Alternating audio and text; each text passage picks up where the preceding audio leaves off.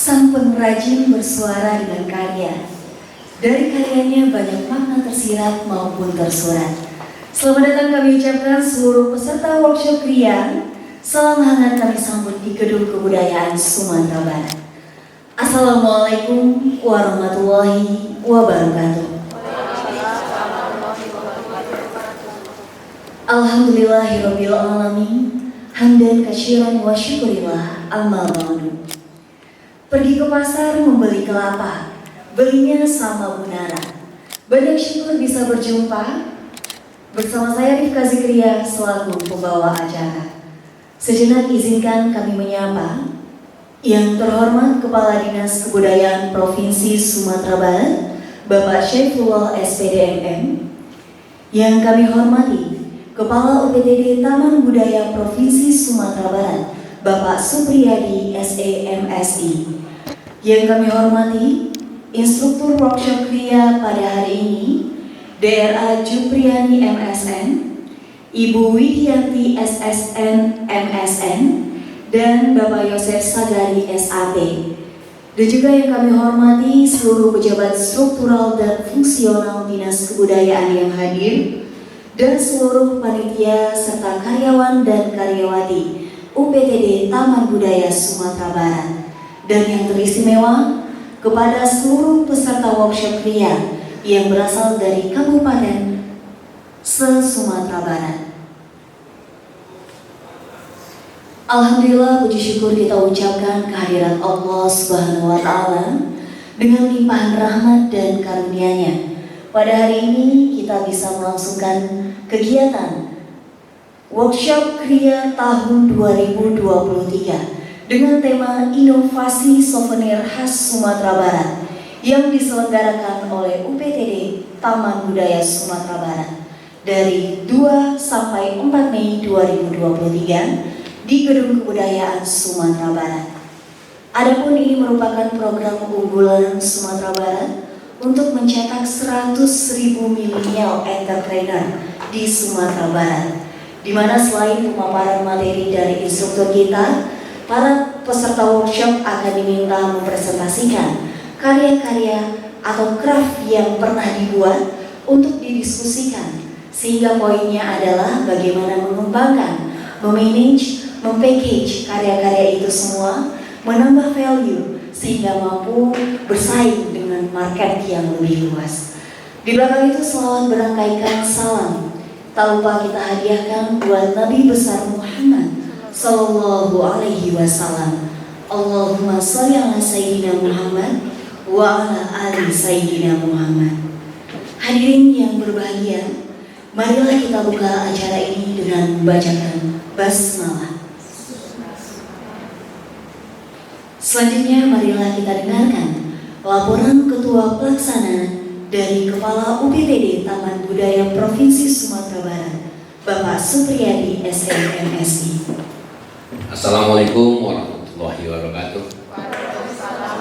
Yang terhormat Bapak Kepala Dinas Kebudayaan Provinsi Sumatera Barat, yang kami hormati narasumber, instruktur dari kegiatan penyanyi, dan seterusnya yang terhormat rekan-rekan kita dari Taman Budaya ITD, dan selanjutnya yang istimewa adik-adik atau anak-anak kita dari peserta. Alhamdulillah, dan pertama-tama kita marikan puji dan syukur kepada Allah Subhanahu wa Ta'ala yang mana pada hari ini kita bisa hadir bersama dan sehat walafiat. Yang kedua, salawat dan kepada Nabi kita, Nabi Muhammad SAW, yang mana beliau telah meninggalkan 2 pusaka kita sebagai pegangan hidup dunia akhirat, Al-Quran dan hadis. Bapak Kepala Dinas yang kami hormati, dapat kami laporkan kegiatan ini Pak, workshop yang akan berlangsung dari tanggal 2 sampai 4 Mei untuk kegiatan workshop Kria. Dan kegiatan ini didukung oleh dana Yaga yang telah didokumenkan oleh DSKPD kita anggaran 2023. Tujuan dari kegiatan kita ini adalah dalam rangka pembinaan dan terciptanya produk-produk baru terhadap sopir-sopir kita yang nantinya kita bisa sebagai termasuk ekonomi pendapatan kita untuk kita nantinya. Kita berjumlah yang kita undang saat sekarang adalah 40 orang Pak dalam rencana kita, dan saya melihat ini yang maaf aja ini yang terjelek sebetulnya. Dari 40 baru hadir yang saya hitung tadi sekitar 24 orang. Ini apa yang salah saya nggak tahu. Biasanya di kegiatan kita ini paling 1-2 yang tidak hadir dan nanti menyusul. Sekarang ini baru 24 yang hadir dari 40. Jadi, malahan yang banyak nih dari luar daerah tidak berapa. Ini kan banyak mahasiswa yang hadir dari sini di Kota Padang. Yang mungkin yang agak jauh sedikit ke Masraya dan Mentawai. Memang kita undangan 13 kabupaten kota dan selanjutnya ada yang dari teman-teman sekalian. Mungkin itu yang dapat saya lapor Pak Kadis. Mudah-mudahan setelah ini kita berharap kepada Mbak Kadis nanti bisa membuka secara resmi acara kita. Untuk itu saya ucapkan terima kasih. Assalamualaikum warahmatullahi wabarakatuh. Assalamualaikum warahmatullahi wabarakatuh. Alhamdulillahirabbil alamin. Asyhadu an la ilaha illallah wa asyhadu anna Muhammadar Rasulullah. Allahumma shalli ala Muhammad wa ala ali Muhammad. Yang sama-sama dihormati para tamu budaya, Dinas Kebudayaan, Barat, Mas Supriyadi, serta jajaran teman-teman budaya, struktural, fungsional, teman ASN sebagai penyelenggara kegiatan workshop ini. Hormati narasumber Ibu ya, dari LWP, kemudian Ibu Wid dari ISI ya. Satu lagi Pak Yasir. Kemudian teristimewa kepada adik-adik dari peserta workshop, ada juga yang senior saya lihat Bu ya. Selamat datang di Dinas Kebudayaan. Mudah-mudahan adik sekalian bisa mengikuti kegiatan ini dengan baik. Alhamdulillah kita bersyukur pada pagi hari ini kita bisa hadir bersama-sama rangka pembukaan kegiatan workshop Al-Kriya disampaikan oleh Bapak Kepala Taman Budaya tadi, yang merupakan sebagai perwujudan dari program gubernur atau keinginan gubernur, visi misi gubernur membentuk 100.000 entrepreneurship, entrepreneurship. Nah, mudah-mudahan keinginan Bapak Gubernur itu bisa terwujud, salah satunya dari kegiatan kita ini. Dan salam kita mohonkan kepada Allah SWT kepada arwah Muhammad sallallahu alaihi wasallam. Bapak Ibu yang saya hormati, kita di Sumatera Barat itu sangat terkenal dengan negeri yang budaya agak punya aktivitas ya di bidang apa saja. Seni ya, seni ini ya, ada seni musik, seni tari ya, termasuklah satunya ada seni kriya ya. Teater juga begitu, sastra juga begitu ya. Kita ini terkenal di mana-mana, bahkan sampai ke luar negeri. Tetapi untuk karya kriya ya, untuk souvenir-souvenir kita belakangan ini tidak terlalu menonjol. Bahkan orang datang ke sini, kita tidak ada memberikan sesuatu yang khas ya. Mana yang khas Kota Barat ini ya. Kadang itu aja kalau rumah ada ya. Kalau kami seruntuh itu dari batu bara, rumah ada juga kan. Padahal itu sebenarnya banyak ya. Bu El ada langsung ya, ada Kria Deta ya kan. Juga banyak variasi. Kalau makanan, oke, kita sangat banyak. Ya. Oleh situ kita harus membangkitkan ini kembali, ya. Kreativitas, inovasi, ya tadi sesuai dengan temanya, inovasi souvenir khas Sumatera Barat. Itu yang perlu mungkin beberapa hal yang saya sampaikan. Terakhir, saya berharap pada adik sekalian, mari kita ikuti dengan sama, dengan baik, dan mudah-mudahan para pemateri, instruktur ya akan memberikan bagi men-share ilmunya ya sebanyak-banyaknya ya. Ya yang seperti ini tidak ada istilah dulu saya pinjat tinggalkan dulu. Pokok jaga itu selalu share ya karena berpahala ya. Sehingga nanti semakin berkembang jadi kita ini tentu akan pahalanya kembali kepada dengan berlindung kepada Allah SWT.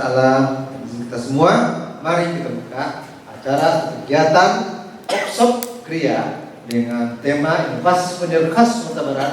Saudara sini membaca basmalah. Bismillahirrahmanirrahim. Baik, itulah serangkaian acara pembukaan workshop kriya pada hari ini.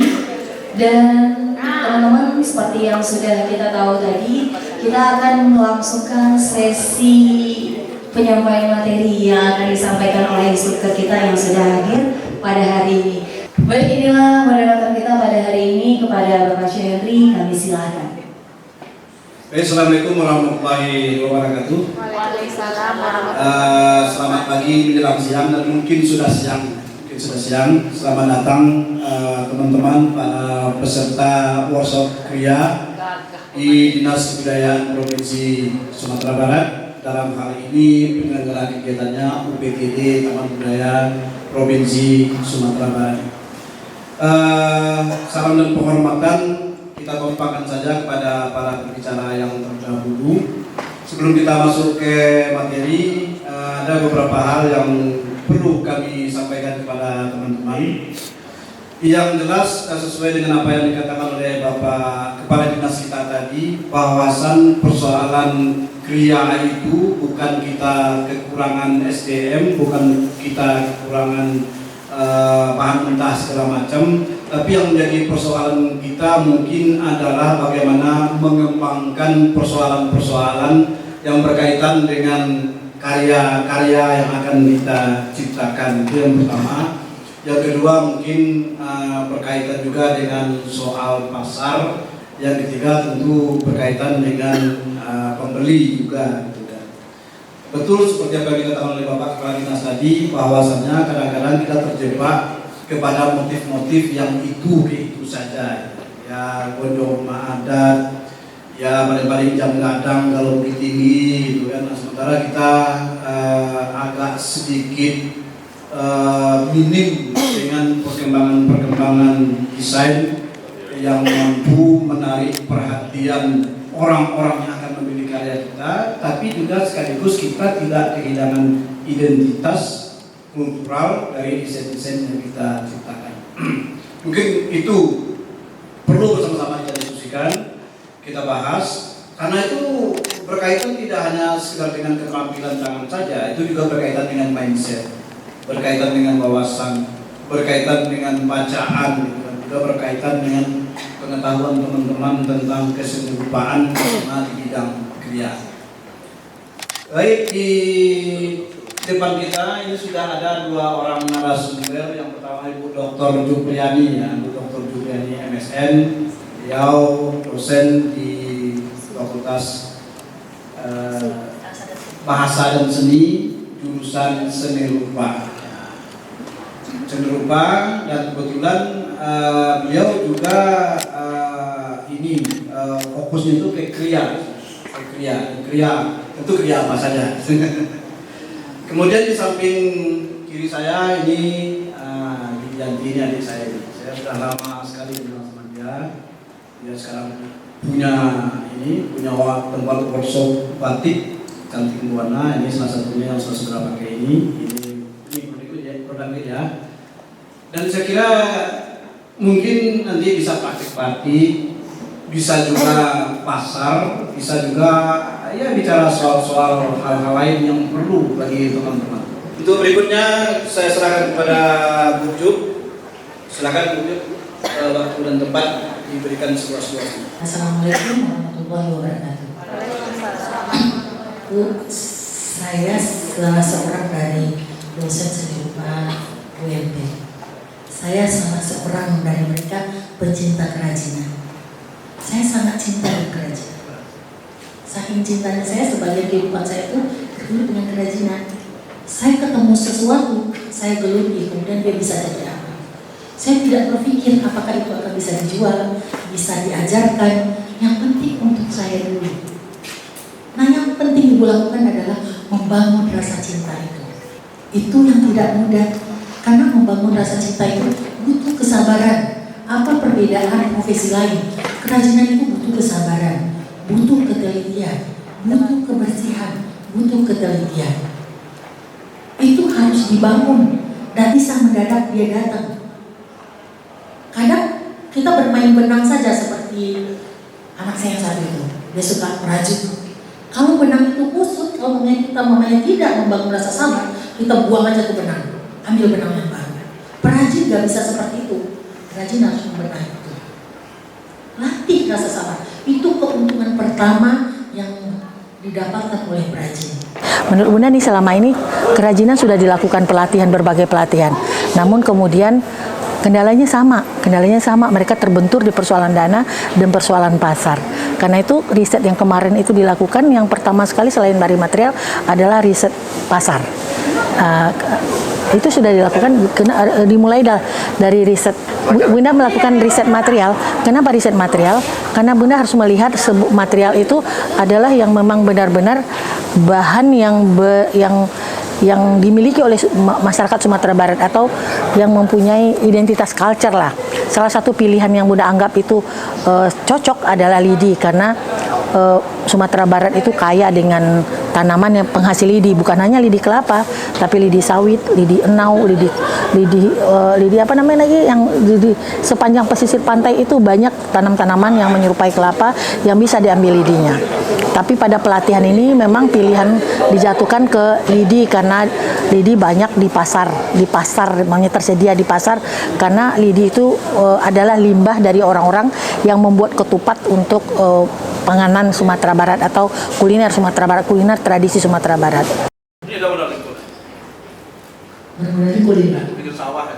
Oh iya, ini termasuk ini kan tidak dibeli, diambil di sawah. Nah, oke. Nah, jadi yang akan saya ajarkan adalah modal sederhana. Sebetulnya saya mau ulas sedikit apa yang dikatakan oleh Bapak dari Dinas Pendidikan tadi, yang juga diulas oleh Bapak moderator kita. Jadi sebetulnya jangan terpaku hanya pada satu tanda budaya saja. Kemarin bilang rumah gadang saja. Jadi kalau ngomongin tanda budaya itu macam-macam. Bisa benda seninya itu, artinya tanda-tanda budaya itu seperti rumah gadang, ukiran dan sebagainya. Bisa juga materialnya, seperti di sini wilayah yang paling banyak merupakan wilayah pesisir pantai, di mana materialnya itu salah satunya kelapa. Masuk kelapa itu kehidupan budayanya terkait dengan kelapa. Kita bisa melihat kelapa bagian dari budaya, termasuk limbah yang dihasilkan oleh kelapa. Umpamanya lagi, di sini itu ada yang namanya atap rubio. Nah, orang di sini dulu itu masyarakat sini memakai atap rubio sebelum mereka menggunakan sen. Nah, buah rubio itu termasuk budaya yang ada digunakan oleh masyarakat sini. Sekarang hilang, ada yang menggunakan rubio. Rubio itu terbuang saja. Nah, saya adalah perajin yang kelas menengah ke bawah itu. Jadi maksudnya yang lebih banyak menjadi kelas menengah, jadi bukan yang bermodal mahal.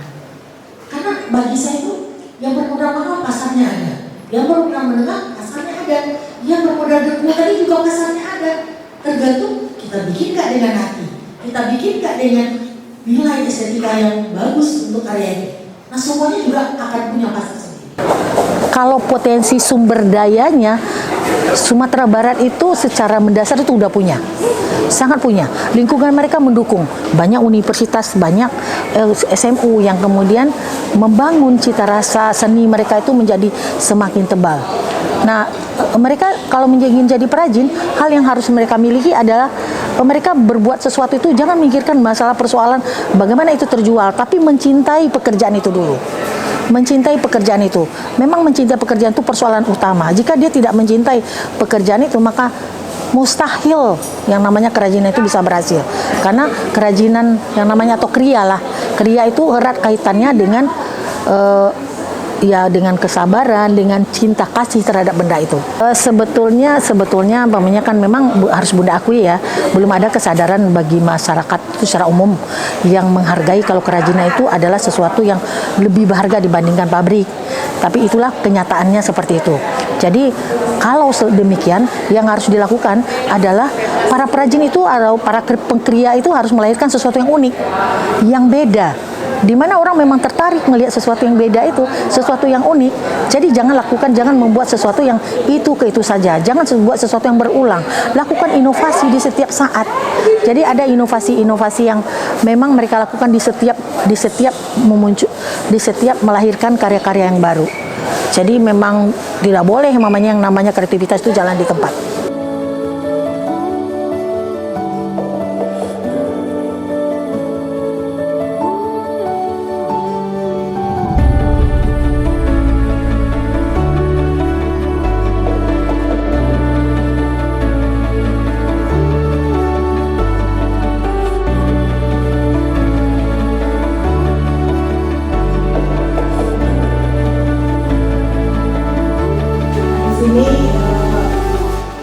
Saya berbicara tentang sebuah inovasi kriya tentunya di bidang saya sendiri adalah bidang pendidikan S1 S2-nya itu penciptaan tekstil.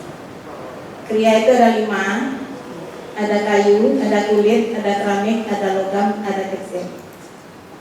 Jadi kelima-limanya itu tentunya punya ahli di bidang masing-masing. Nah, di sini kita sudah melakukan inovasi-inovasi tentang sebuah produk kriya tanpa menghilangkan pakem yang ada. Contohnya di sini kami sudah membuat sebuah deta, ini deta harimau, ada telinga harimau. Deta ini ternyata juga tidak dia berasal dari bermacam daerah. Ini yang dari Solo ya Pak Sendri, ada yang dari Agam. Tentu setiap daerah itu akan berbeda. Jadi tentunya kita itu sebelum membuat sebuah produk, kita mencari acuan dulu. Allah sendiri dari cerita kuliner perang panjang yaitu motif para gede jago. Nah, kita jelaskan dulu souvenir itu adalah benda kecil, tentunya harganya juga terjangkau, bisa disimpan dan dijadikan sebuah kenang-kenangan kalau kita mau berangkat ke satu daerah. Jadi kita juga harus tahu kita membuat souvenir jangan yang berat, jangan yang besar. Nanti ongkos bagasi nanti gimana? Ya, itu juga ada pertimbangan kita dalam membuat sebuah souvenir. Nah, ini di waktu Covid kami membuat souvenirnya berbentuk masker. Itu waktu Covid kemarin hampir semua UMKM tenggelam kita bangkit karena kita selalu melihat isu apa yang berkembang hari ini itu kita angkat menjadi sebuah souvenir. Jadi kita tetap mencari isu-isu, tidak hanya digosipkan tapi juga kita jadikan ke dalam sebuah karya seni. Produk anyaman ini anyaman siang ada dari Kabupaten 50 kota. Ada. Ini anyaman siang ini tumbuh di sawah seperti padi, terus diolah dan dianyam. Ini tadi yang disampaikan oleh Bu Juk. Kita bisa berkreasi tanpa modal, asal punya skill. Nah, anyaman ini di rata Kenagarian Kubang Kabupaten 50 kota, satu kampung itu orang menganyam. Tapi mereka hanya bisa sampai menganyam. Terus bagaimana kita mengembangkannya? Kebetulan saya adalah orang Sumando di Terata.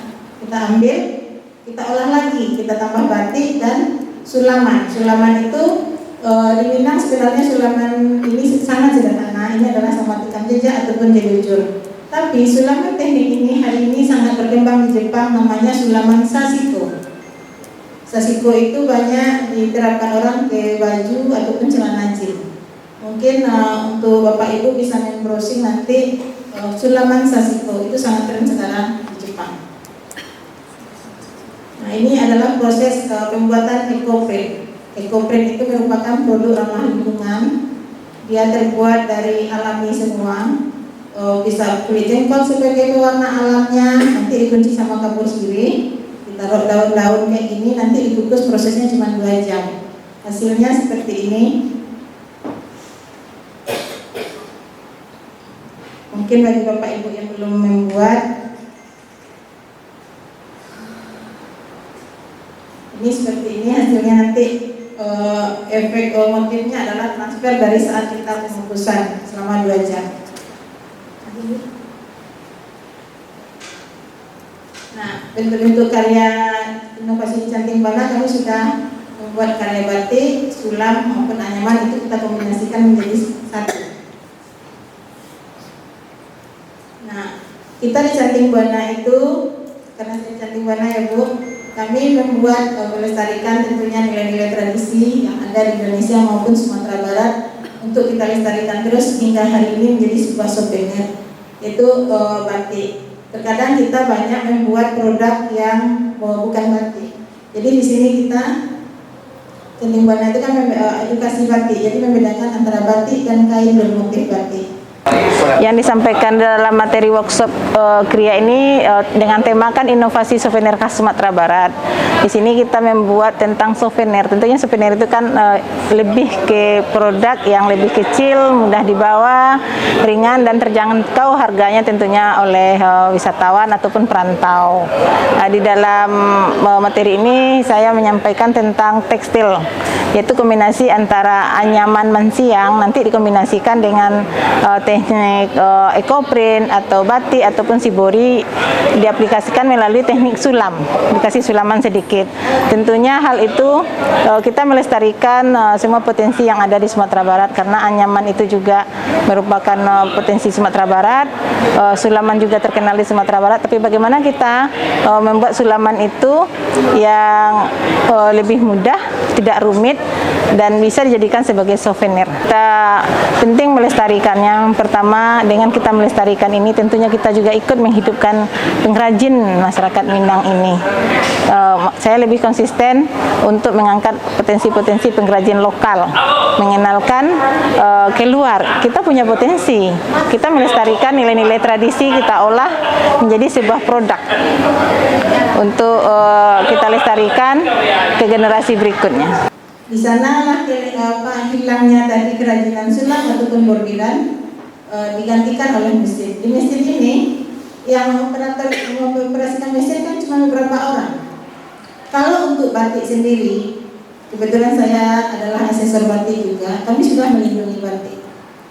Antara batik dan kain bermotif batik sudah kita lindungi. Kalau untuk di Jogja sendiri, kalau kita mengikuti acara resmi, kalau ada di undangan dress code batik, jangan coba-coba datang dengan kain bermotif batik. Berarti Bapak Ibu tidak boleh memasuki ruangan tersebut, karena dianggap kita yang memakai kain bermotif batik sudah ikut membunuh pengrajin.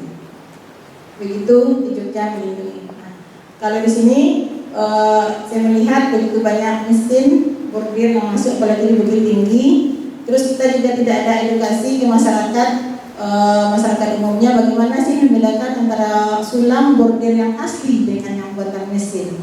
Sehingga terkadang karena tidak ada pemahaman itu, orang langsung membeli yang murah saja. Padahal kalau saat kita membeli sulam ataupun bordir yang asli, tentunya kita juga sudah ikut menghidupkan pengrajin. Saat kita membeli hasil buatan mesin, berarti kita ikut memperkaya pengusaha, membunuh pengrajin. Kalau kita di sini, bagaimana kita tetap terus melestarikan tradisi seni serat. Serat itu Bu, kalau dia habis atau hancur, dia akan habis. Kalau plastik beberapa tahun ke depan dia tidak habis. Nah, jadi kita tetap mengusahakan membuat produk itu yang ramah lingkungan, dia tidak merusak lingkungan kita. Kondisi industri kria sebenarnya saya lihat pengrajinnya tetap, tapi cuman mereka kan hanya bisa membuat, tidak tahu memasarkannya bagaimana. Disinilah kita olah sedikit bagaimana mempoles kerajinan yang dibuat mereka itu dengan berbagai teknik lagi agar dia punya standar bisa pameran nasional ataupun internasional. Saya yakin Bapak Ibu di sini semua bisa kok akan membuat ciri khas masing-masing. Dan juga kita itu setiap kita di sini ada 40. Kita itu bagusnya mungkin dapat ilmu yang sama di 40 orang ini nantinya dari narasumber yang sama. Kita berpikir kita mengembangkan apa? Kalau bisa setiap kita itu mempunyai ciri khas yang berbeda-beda. Kelemahan kita kadang-kadang yang gini, saat orang yang buat laku kita ikut. Sementara brand sudah dapat dia contohnya kayak Ike Ladijau. Terkenalnya di Sumatera Barat punya siapa? Soto Gadang kan? Ya, kita buat tetap juga kita nggak dapat nama. Saat orang makan, wah Ike Ladijau Soto Gadang loh. Padahal kita yang buat loh. Padahal kita belum pernah ada Soto Gadang untuk membuat itu kan?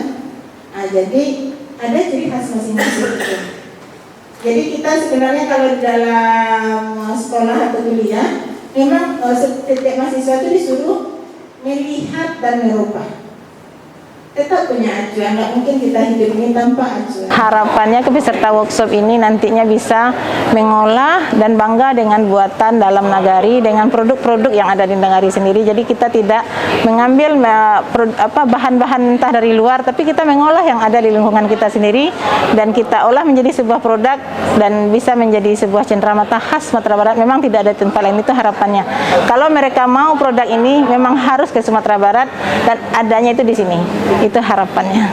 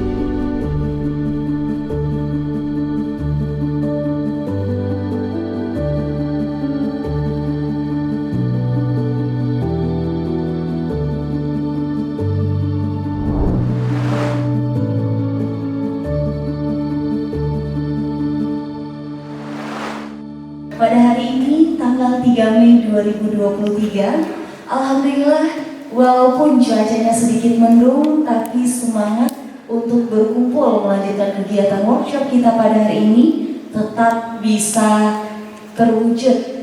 Gitu ya ibu-ibu ya? Iya. Mengawali acara pada pagi hari ini, marilah kita dengarkan sambutan dari Bapak Kasih Produksi Taman Budaya, Bapak Ade Afdira. Kami silakan. Pada apa istilahnya yang gadis-gadis berjilbab ini? Hijab. Mereka kan butuhnya outer. Mungkin bisa juga bikin batik versi outer seperti yang dipakai oleh kemarin itu outer ya. Nah seperti itu artinya kita bisa menyesuaikan kebutuhan zaman sehingga pangsa pasarnya lebih luas lagi. Sebenarnya kalau dihitung-hitung dalam 3 hari ini kita tidak akan bisa menyelesaikan satu buah tas anyaman. Bisa nggak? Kemarin kan ada yang nanya, Pak, bikin anyaman tas Pak. Kalau bikin tas itu seminggu, kata saya berpengalaman ya. Kalau mau bikin batik dari nol juga nggak akan bisa dalam waktu 3 hari. Sementara kan kita lumayan banyak. Karena ada juga nanti wujud kan dari kerajinan lidi. Kalau dimulai pula prosesnya dari memanjat pohon kelapa, ambil lidi, diraut jadi lidi, kemudian dipotong-potong kan butuh hari juga. Makanya selama workshop di sini arahnya adalah teman-teman itu lebih ke pengembangan, mencari ide, inspirasi, sehingga nantinya bisa menghasilkan karya baru, ada inovasi yang bisa kita ciptakan. Jadi selama 3 hari ini kita dari panitia berharap kawan-kawan semuanya peserta lebih banyak berinteraksi satu sama lain, sehingga kita mendapatkan ide-ide baru. Jadi nggak mesti bikin sama dengan yang dibikin kawan. Misalnya kemarin kan Duit mengajarkan cara bikin sulaman tikam gajah, seperti itu modelnya. Jadi bisa juga pas pulang ke tempat masing-masing bikin juga versi baru dari kita. Jadi tidak mesti sama. Jadi mana bisa diaplikasikan itu silakan. Medianya pun bisa disesuaikan dengan yang ada di daerah kita masing-masing, di bengkel kita masing-masing, galeri kita masing-masing. Karena tujuan workshop ini sendiri lebih ke pengembangan bagaimana kita mendapatkan ide-ide baru, menjaring kerjasama. Jadi karena sekarang kan kita berkumpul ada 19 ya kabupaten kota di Sumatera Barat, jadi bisa saling berbagi informasi, termasuk nantinya juga membuka peluang-peluang untuk memasarkan. Seperti Eka, Eka kan dia bikin jam tangan dari kayu. Sudah terjual semua ya? Nggak ada lagi di sini.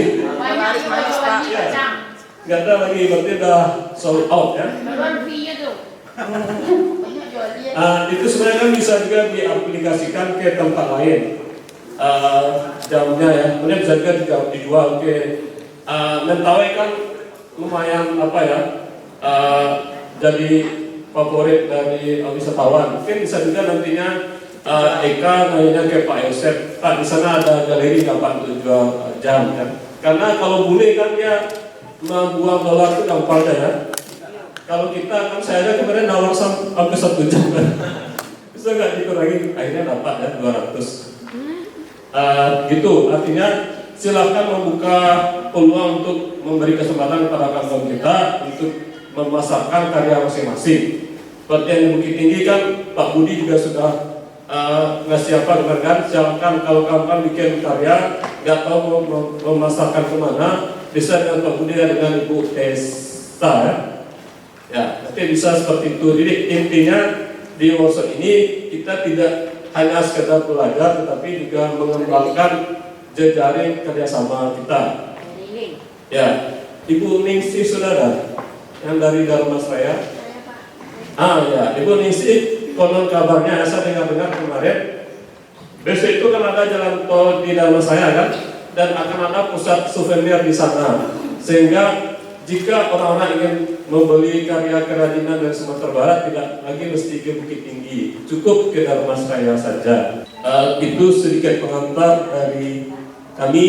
Nantinya hari ini melanjutkan kegiatan di hari kemarin, yaitu kita akan ada materi tentang kriya, kemudian ada diskusi, kemudian juga ada praktik. Jadi kawan-kawan, selama 2 hari ini memang akan disibukkan dengan kegiatan-kegiatan yang sebenarnya sangat menyenangkan. Kalau sudah mulai bekerja kan rasanya jam ini tidak terasa ya. Bagi di sini juga tertutup, tahu-tahu sudah jam 7 malam. Jadi semoga kawan-kawan semuanya peserta bisa menikmati kegiatan kita selama 3 hari ini. Hari ini narasumber kita lengkap, 4 orang. Ada Bapak Yosef, Bu Wi, saya punya Bujuk juga gitu kan. Nah karena Bapak Yosef mau datang hari ini, ya maklumlah dari Mentawai itu kapal kan sulit gitu kan. Pokoknya transportasi paling sulit itu dan dicari harinya itu dari Mentawai. Jadi itu biasa. Pagi ini kita kasih sesi Pak Yosef sebentar sebagai pengantar saja. Nanti apa-apa yang akan dikerjakan oleh Pak Yosef, setelah itu langsung kita praktek sama Bujuk ya, sama Bujuk. Dan Pak Yosef ini Yosef Sagari SAP, sarjana misalnya pemerintahan. Dia asli Mentawai dari dusun Munte, desa Munte, Seberut Selatan. Jadi orang kalau ke Mentawai, dia belum ke Mentawai kalau belum sudah di Seberut. Kalau sudah bekerja itu biasa, sama dengan keperiaman aja. Silakan Pak Yosef, saya tidak mau panjang-panjang, waktu dan tempat kita berikan Pak Yosef. Terima kasih, moderator. Assalamualaikum warahmatullahi wabarakatuh. Salam sejahtera untuk kita semua, Om Swastiastu, Namo Buddhaya, salam kebajikan, salam. Salam hormat saya tumpangkan pada pembicara utama dan salam hormat saya pada narasumber teman-teman yang sedia, ada Bunda, ada Uni. Terima kasih Pak Moderator yang memberikan waktu dengan saya. Mohon izin teman-teman, selamat pagi untuk kita semua. Pada dasarnya kita pertemuannya awalnya tanggal 2, tapi sudah disampaikan oleh Pak Moderator, kami mentawai harus hitung waktu dan hari. Apalagi kemarin baru terjadi gempa. Mudah-mudahan insya Allah kita masih sehat walafiat. Mohon izin berdiri Pak Moderator. Ya, izin Bu. Tadi Moderator sudah sampaikan tentang CV saya sedikit. Izin Pak, saya asli Mentawai, nama saya Yusuf Sagari, terlahir dari Mentawai dan dibesarkan di Mentawai. Nah sekarang saat ini saya memiliki komunitas Sanggar Seni Budaya. Semua tentang seni dan budaya di Mentawai ada di tempat saya, di Cebu Selatan.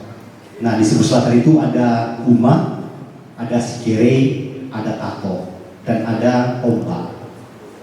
Kalau Bapak Ibu mau ke Skakap, Bapak Ibu teman-teman mau ke Tua Pejat, tapi tidak puas harus singgah di Cebu Selatan karena ada Sikirei orinya di sana. Nah kegiatan kami apa yang disampaikan oleh Ajo di Pariaman yang terkenal itu bukan karyanya. Saya juga di balik yang dikenal itu komunitasnya Pak, teman-teman.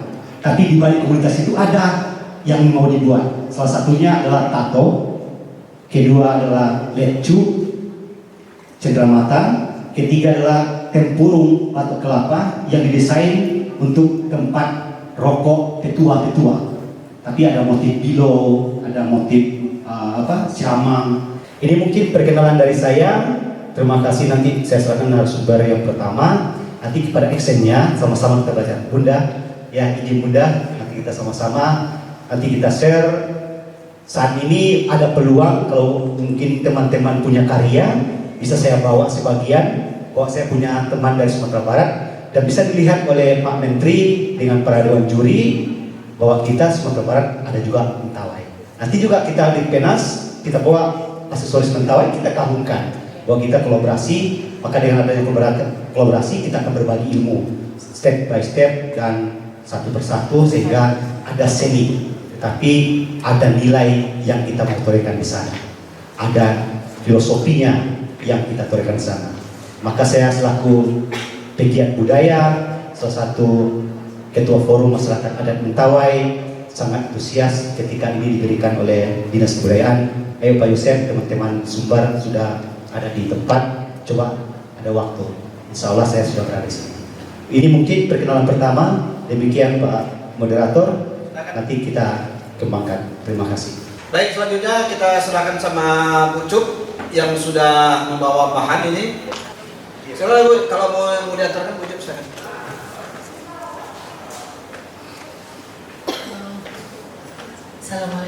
Assalamualaikum warahmatullahi wabarakatuh. Waalaikumsalam warahmatullahi wabarakatuh.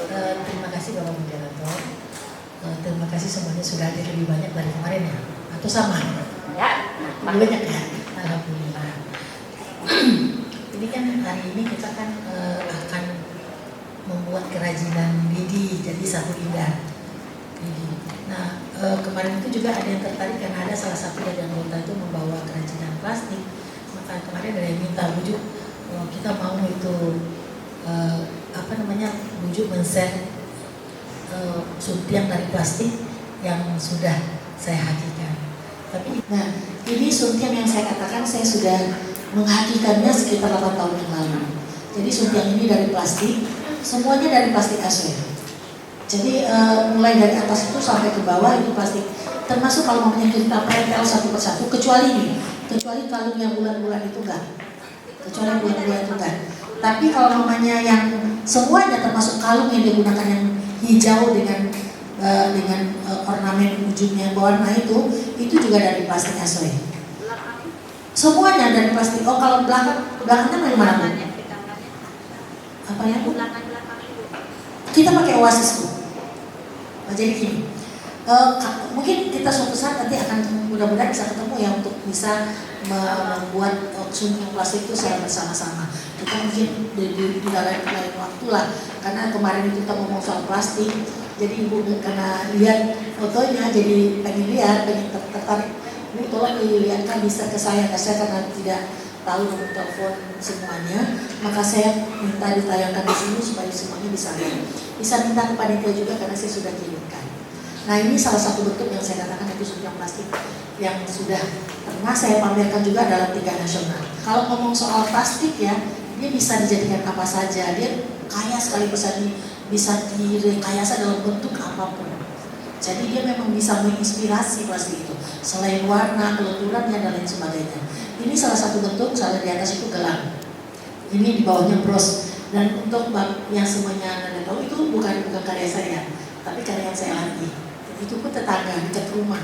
Jadi kalau yang membuat itu adalah orang-orang seperti ini yang sudah punya cita rasa seni yang luar biasa, maka hasilnya pasti lebih bagus. Ini khusus untuk yang gelap. Tapi kalau suntikan itu memang saya buat. Tapi kalau ini adalah hasil karya dari orang-orang yang saya latih di dekat tetangga saya. Kalau umpamanya diperhatikan, mana yang lebih banyak sebetulnya bahan bakunya? Sebenarnya kanan ya. Nah sebetulnya terbalik, inilah yang banyak, inilah yang sedikit. Nah ini kiat, ini yang harus dimiliki perajin. Perajin itu harus punya strategi. Perajin itu harus punya strategi untuk membuat sesuatu itu menjadi lebih indah. Ada strategi yang selalu harus dilakukan. Strategi itu bisa di material, bisa di teknik, bisa lain sebagainya, harus strategi. Saya gini, mungkin sebelum kita memulai praktek ini, kemarin saya juga bilang, apa yang kurang dari kita itu adalah riset pasar. Riset pasar. Ini kalau namanya Anda pergi maunya saya katakan ke Made itu yang wisatanya udah luar biasa, mancanegara juga ke sana. Nah masa mereka nggak mau beli ini 10.000? Nggak mungkin. Nah ini semuanya ini saya tunjukkan bukan untuk dibuat sekarang, tapi memotivasi. Kenapa saya katakan riset pasar? Risetnya itu nggak ada. Riset nggak harus riset pasar ya, riset material juga harus ada. Ini namanya sitawa. Sitawa itu dulu dipakai untuk paureh orang. Cikupai, Cikarau, sitawa sedikit apa. Nah sekarang itu dianggap limbah karena orang lebih percaya ke puskesmas ini nggak dipakai lagi. Tumbuh di mana-mana liar. Makanya saya berpikir, kenapa ini tidak bisa dimanfaatkan? Dia punya kadar dia punya zat aduk di bunganya itu. Jadi maka saya jadikan dia pengabdian masyarakat yang terakhir itu. Ini saya minta maaf tidak bisa membawa yang berwarna ya, karena kalau warnanya bagus harus direndam pakai H2O2 dulu, terus kemudian itu warnanya akan cerah. Suatu saat kita akan ngomong ini, tapi saya memberi motivasi, riset, kuncinya riset material, riset juga riset terhadap sumber daya. Kalau ibu mau bikin sebuah kerajinan, tapi dibuat dalam jumlah besar, maka ibu harus tahu, oh di kampung itu ada 2 orang yang pintar, oh di kampung itu ada 3 orang yang pintar, maka dikumpulkan untuk bikin agar proyeknya ibu itu bisa mengatasi persoalan jumlah dan waktu yang sudah disepakati dengan pemesan. Kadang-kadang ada pesanan 1.000, ya bikin ibu aja. Atau 2 orang, itu gila nanti, nggak usah. Karena itu riset sumber daya juga penting. Riset material dan riset teknik juga penting. Apa yang paling praktis bisa dikerjakan. Dan riset material ini juga menjadi apa ya yang laku sekarang, apa yang belum ada. Ingat ya, saya juga mengasih tahu kemarin itu, orang sekarang nggak beli yang baru tapi yang beda. Yang baru itu udah banyak, baru terus, tapi yang beda. Beri Tuhan, ini orang udah lihat, mungkin udah pernah. Tapi bagaimana memberikan sentuhan sehingga yang kita buat itu berbeda. Maka sapu lidi juga banyak dibuat orang. Sapu lidi indah untuk uang itu banyak, tapi buatlah yang beda. Oke ya, sekarang seperti itu. Saya rasa itu motivasi untuk kita memulai bekerja. Kemudian kita langsung ke prakteknya.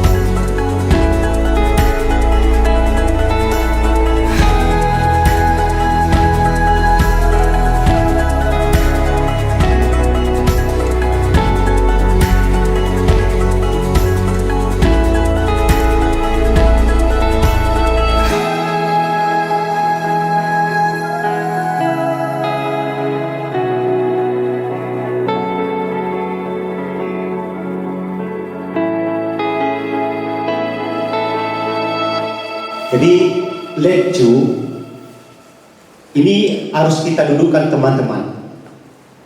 Ini ada yang ketua, ada yang di sini yang makan. Mungkin bahasa gaulnya orang seni ada. Kalau bahasa Mentawainya namanya lecu. Lecu itu ada dua bahan dari osap bahasa Mentawai, dari rotan. Semuanya dari hutan. Kalau rotan mungkin teman-teman tahu ya. Tapi yang lecunya ini tidak tahu. Kalau ada yang bisa bahasa gaulnya, pakis hutan.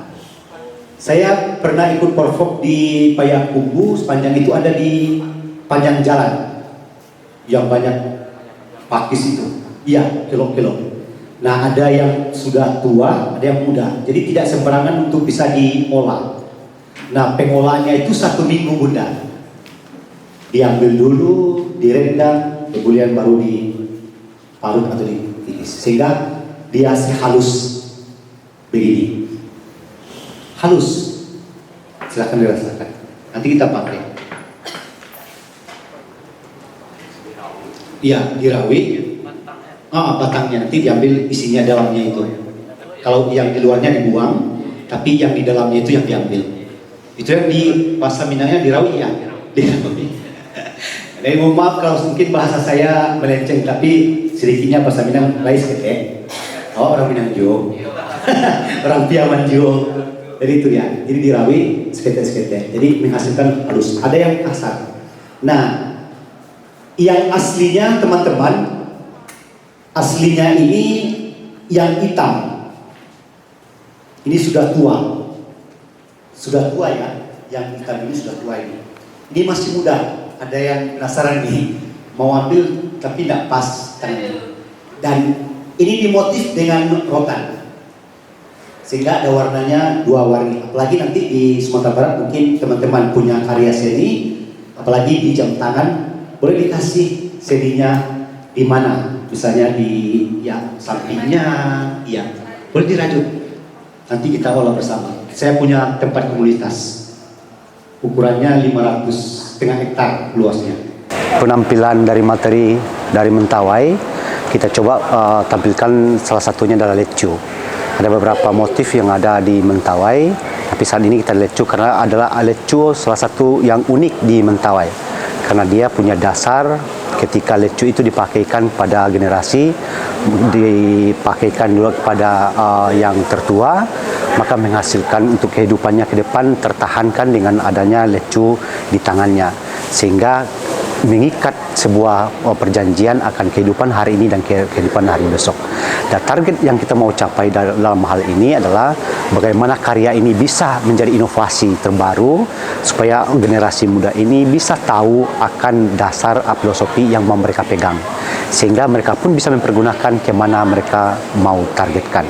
Dan apa yang menjadi saat ini yang dilakukan, kita berharap ada kolaborasi dari beberapa seni rupa, ada beberapa pegiat, sehingga ada nilai titik yang mau kita capai. Ada nuansa ini, nuansa Mentawainya, nuansa Sumatera Baratnya, nuansanya ini kabupaten lain, sehingga ada inovasi baru yang mau diciptakan, sehingga ada reaksi respon untuk dimasukkan ke dalam perbandingan bagi kita semua, sehingga keunikan itu menjadi dasar untuk kita eksploitasi kepada masyarakat luas. Kecintaan pada generasi saat ini, apalagi yang di Mentawai lagi giatnya eksploitasi tentang budaya internasional, itu sangat antusias untuk mendapatkan apa sih yang mau dibawa ketika kami mau datang ke Mentawai. Nah, sekarang dulunya sudah ada industri rumahan karena kita punya komunitas, kita sudah ada tempat galeri atau komunitas atau stand yang tersedia. Ketika mereka mau datang, sudah bisa mencari di tempat Sanggar Uma Jerek Skere. Lecu adalah salah satu kerajinan tradisional bagi orang Mentawai. Lecu adalah merupakan kerajinan tangan yang unik secara tradisional, unik dia. Ini kalau disalahgunakan akan membunuh. Tidak mudah putus, ditarik pun sudah diolah, padahal kecil, kuat. Sedikit aja ini dipermainkan,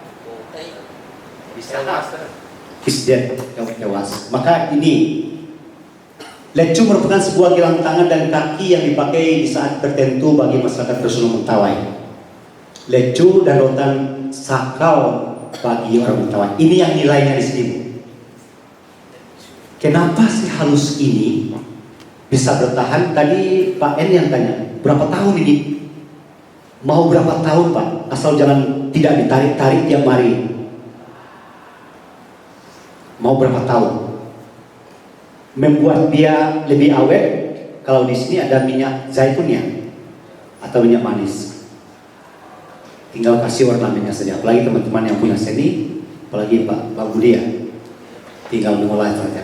Jadi nanti kita akan mengolah. Nah, kenapa ini menjadi sakral bagi orang Mentawai? Dulunya lecu ini tidak ada bisa dipakai semua orang. Osap bahasa Mentawai, next.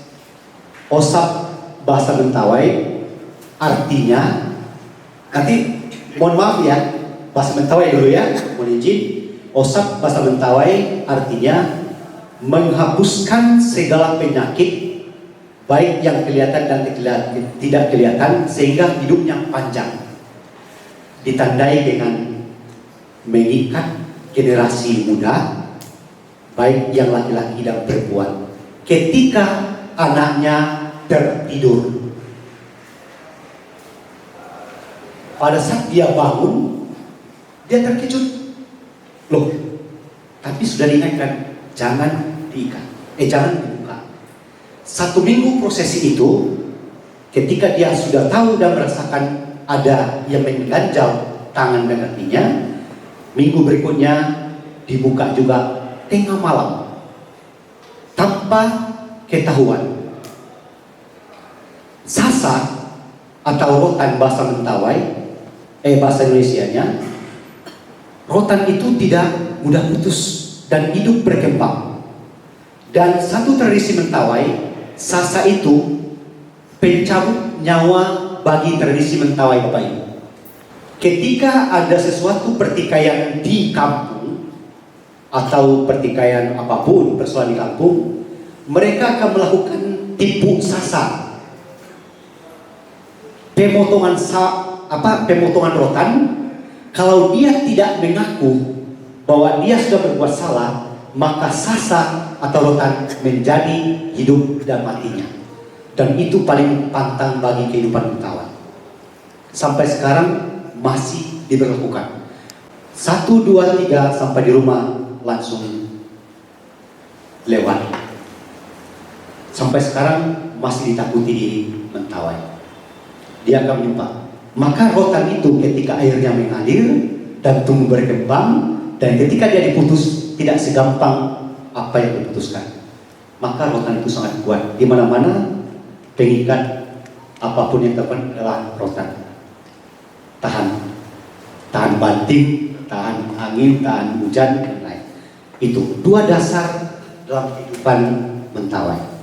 Nah, kenapa sakral teman-teman? Kalau motif ukurannya ada gelang tangan, next ada gelang tangan, ada gelang kaki, dan ada cincin. Hari ini kita coba cincin. Yang kita harapkan dari workshop ini adalah salah satunya adalah jejaring, kedua adalah pengembangan inovasi. Mungkin ada inovasi baru kita masih sisipkan dalam sebuah karya sehingga menghasilkan karya baru, sehingga menarik pada pasar dan orang yang bisa memakainya.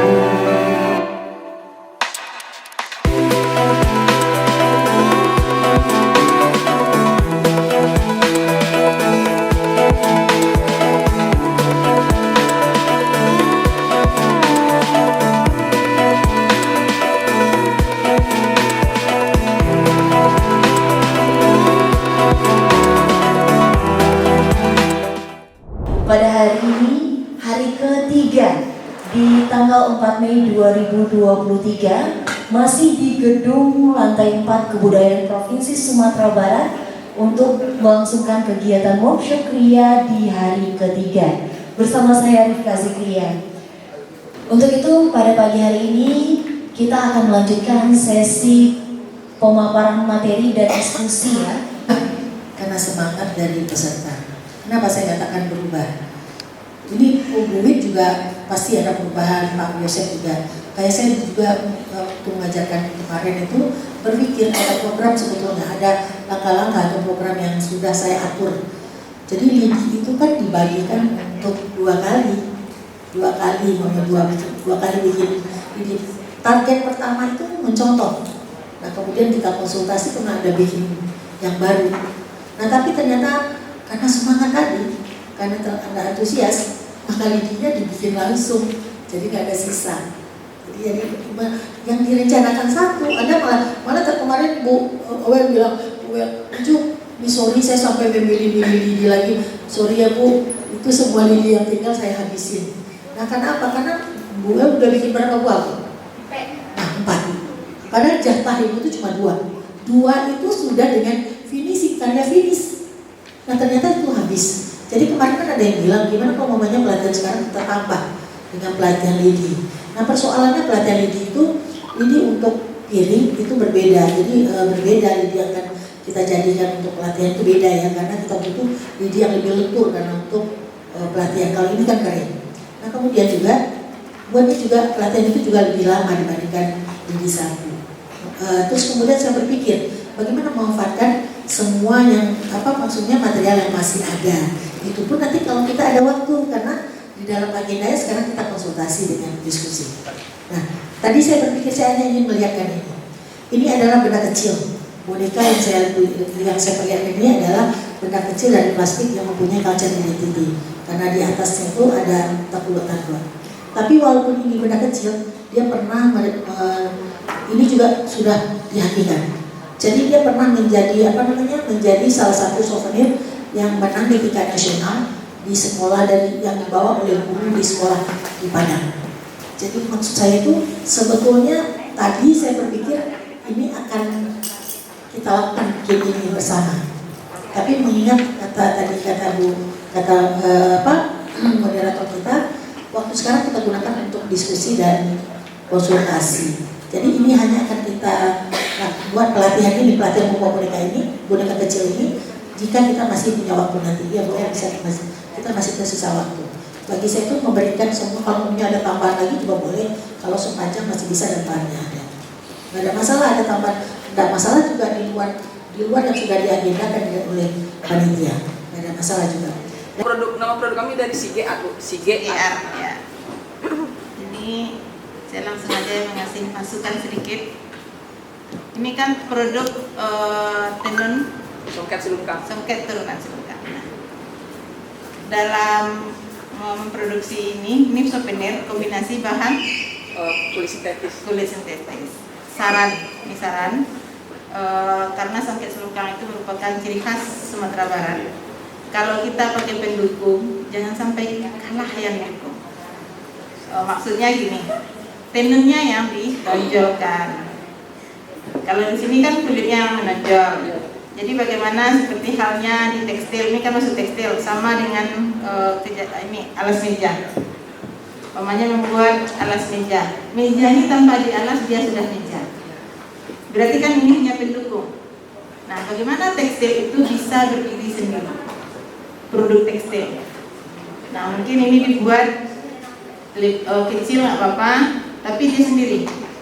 Tenunnya sendiri. Kalaupun kombinasikan dengan potensi daerah yang ada. Karena kita kan dalam souvenir ini, inovasi souvenir khas Sumatera Barat, yang kita tonjolkan adalah khas Sumatera Baratnya. Apakah di Sumatera Barat ada yang produksi kulit ini? Tidak. Apa yang diproduksi lagi di Selungkang itu? Umpamanya ada anyaman Selungkang, ada anyaman pandan. Mungkin ininya juga pakai anyaman pandan. Jadi mari kita keluarkan potensi yang ada di Sumatera Barat. Kalau tidak ada di Selungkang, kita berkolaborasi dengan kabupaten kota yang ada di Sumatera Barat. Jadi pada akhirnya orang akan datang ke Sumatera Barat pulang membeli souvenir ini. Kalau kayak gini, mereka beli kain kita 2 meter, sampai di tempat lain mereka ambil, dijahit lagi, persis, bisa kan? Ya, sama halnya dengan yang simpel yang dulu yang pakai sekarang anyaman mendiang, itu tidak ada di tempat lain anyamannya, harus ke 50 kota. Jadi ada kolaborasi kita bersama pengrajin lain. Jadi tujuan kita Kria ini banyak pesanan, berarti kita membuka lapangan kerja.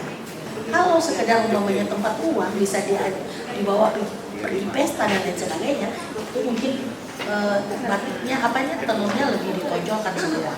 Tapi kalau umpamanya sekedar packaging, nggak ada masalah dikombinasi dengan benda-benda yang murah lainnya, sehingga dia bisa tidak terlalu mendongkrak harga lebih mahal. Nah itu. Terus kemudian kita juga mesti pilih yang menjahit ini adalah orang yang profesional. Karena apa, kerapian itu menjadi sangat penting bagi orang. Ini umpamanya ini sudah bagus. Tapi kalau kita lihat ke belakang, nah itu kan slidingnya agak miring ya Bu. Nah jadi ibu mesti pilih juga, mesti pilih tempat orang membuat tasnya. Terus kemudian kemasan yang di sininya itu, ini ada pancungan di sebelah sini.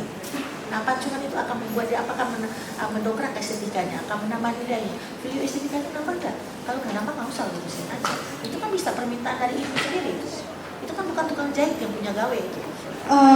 Itu Bunda, dia dalam packaging mungkin Bunda.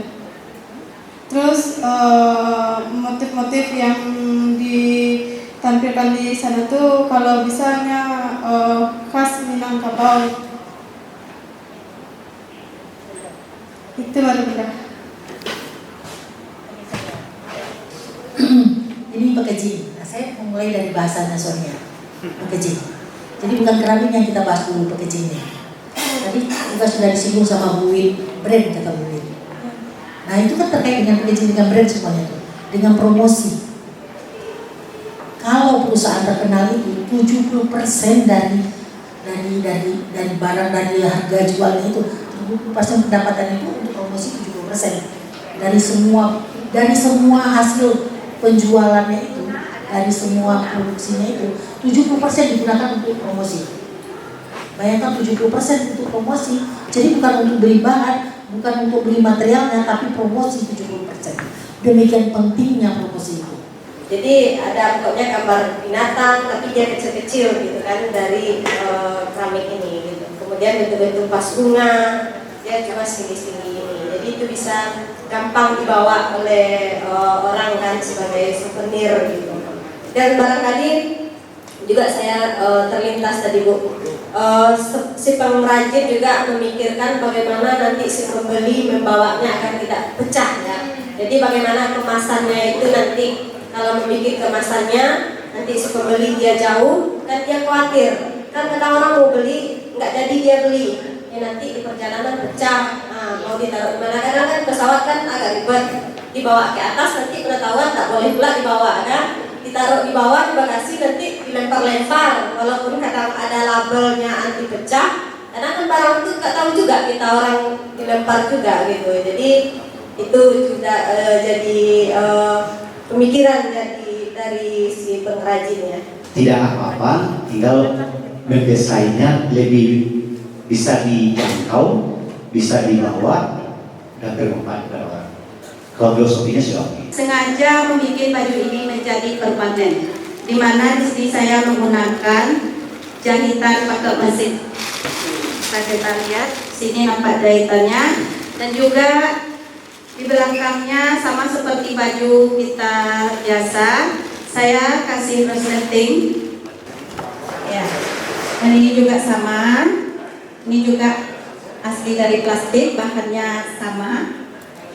Ini juga kita kombinasikan sama seperti semuanya ini memakai pola. Di sini kelihatan kalau dari sini dari belakang kelihatan hijau ya Pak.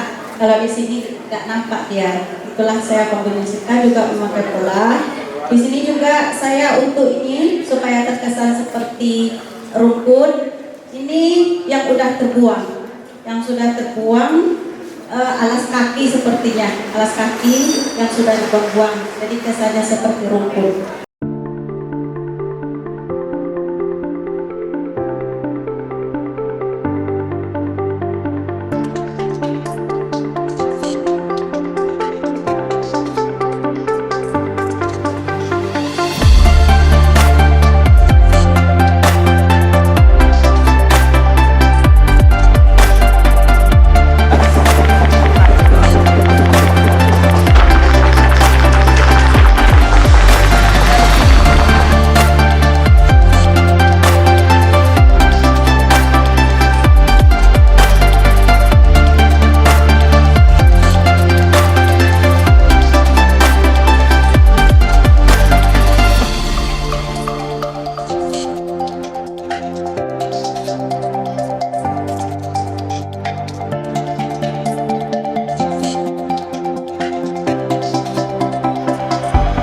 Perkenalkan, nama saya Junedi dari Kabupaten Padang Pariaman. Saya adalah peserta dari workshop Seni Kriya tahun 2023 yang telah mengikuti juga pada tahun kemarin, tepatnya tahun 2022, dan program ini sangat bermanfaat menurut saya, dan saya banyak mendapatkan ilmu dan juga pengetahuan yang lebih tentang seni dan kriya. Harapan saya setelah mendapatkan workshop seni budaya ini adalah usaha saya semakin berkembang dengan bertambahnya ilmu yang saya dapatkan dari narasumber-narasumber yang telah didatangkan oleh pihak Dinas Kebudayaan Sumatera Barat. Terima kasih. Halo, perkenalkan, nama saya Tesya Elia Putri dari Kota Bukit Tinggi. Saya adalah peserta workshop kriya tahun 2023. Saya pertama kali ikut workshop kriya tahun ini. Manfaat yang saya dapatkan dalam mengikuti workshop kriya pada tahun 2023 ini, saya sangat bersyukur sekali ikut workshop kriya pada tahun ini. Manfaat yang pertama saya dapatkan yaitu saya menambah kreativitas pada diri saya sendiri, terutama saya mendapat pelajaran dari narasumber dan teman-teman sama-sama peserta workshop. Perkenalkan, nama saya Eka Putra, saya dari Telang Mabungo, Kabupaten Solok. Jadi dalam acara workshop kali ini saya bergerak di bidang kriya kayu, tepatnya jam tangan kayu dengan brand Alphard. Dan dari kegiatan workshop ini banyak ilmu yang dapat saya peroleh, yang mana berkaitan dengan hal-hal yang mendukung kegiatan yang saya lakukan, yaitu bergerak di bidang UMKM kriya kayu gitu. Semoga dengan adanya acara workshop ini dapat meningkatkan aktualisasi diri pribadi ke depannya dan bisa untuk menjadi pengembangan produk untuk ke depannya bagi saya. Nama saya Meli Harjani, saya dari Pasaman Barat, dan ini untuk pertama kali saya untuk mengikuti workshop yang diadakan oleh Dinas Kebudayaan Provinsi. Selama kegiatan workshop ini saya merasa banyak ilmu yang saya dapatkan, ada pengalaman-pengalaman baru, juga jejaring baru, ada banyak teman-teman baru juga yang bisa diajak bekerja sama, dan harapan saya ke depannya adalah kegiatan ini terus berlangsung dan memberi dampak yang lebih baik untuk UMKM baru. Perkenalkan, nama saya Julia Dwi Sasmita, sama seperti Kameli, saya berasal dari Pasaman Barat. Ini pertama kalinya saya mengikuti workshop kriya. Harapan saya tentunya ini ingin memperbanyak ilmu, menambah ilmu, serta koneksi baru untuk emang rencana setelah ini saya ingin membuka usaha sendiri khususnya di bidang kriya. Dengan mengikuti ini tentunya akan banyak koneksi baru untuk memulainya. Perkenalkan, nama saya Budi Alexander. Saya salah satu peserta workshop kriya tahun 2022 dan sekarang saya peserta lagi tahun 2023. Pada tahun yang lalu banyak sekali manfaat yang saya dapat, ilmu-ilmu yang diberikan oleh narasumber kita, khususnya di bidang pemasaran. Alhamdulillah ilmu-ilmu tersebut berhasil saya aplikasikan pada tahun yang lalu, dan sekarang saya berhasil membuka lowongan pekerjaan sendiri bagi masyarakat kita, dan saya berhasil mempunyai sebuah toko, yaitu toko alat musik, yaitu namanya Toko Budi Musik. Ilmu-ilmu yang mereka berikan kepada saya aplikasikan dalam pemasaran toko saya. Alhamdulillah dalam capaian omset toko saya itu jauh lebih naik dari yang saya bayangkan. Harapan saya untuk hari ini pada workshop yang kedua ini tahun 2023, saya mudah-mudahan saya akan mendapatkan banyak-banyak teknik-teknik pemasaran baru, continue dalam hasil kriya saya. Dan untuk kedepannya semoga peserta workshop kriya-kriya lainnya menjadi sukses dalam hasil karyanya dan bermanfaat bagi dirinya sendiri, keluarganya maupun bangsa dan negara.